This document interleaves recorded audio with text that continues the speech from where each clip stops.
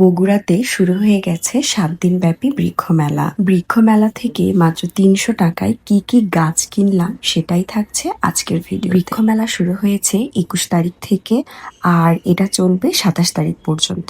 আমি মূলত কিছু ইনডোর প্লান্ট কেনার জন্য গিয়েছিলাম।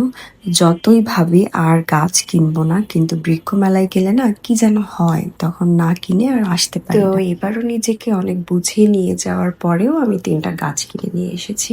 প্রথমে যে গাছটা বের করছি এটা হচ্ছে ফিলোডেনড্রন জাতীয় একটা গাছ।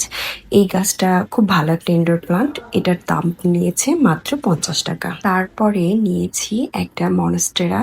আমি আসলে এইটা কেনার উদ্দেশ্যেই গিয়েছিলাম আর এটার প্রাইস পড়েছিল 100 টাকা। সবশেষে নিয়েছি ড্রাসেনা লেমন। এটার প্রাইস পড়েছিল মাত্র 50 টাকা। সেই সাথে 100 টাকা দিয়ে আমি দুটো হোয়াইট কালারের টবও কিনেছি। এই সব মিলিয়ে আমার 300 টাকা খরচ হয়েছে। তো আজকে এ পর্যন্তই। ভালো থাকবেন, সুস্থ থাকবেন। আল্লাহ হাফেজ।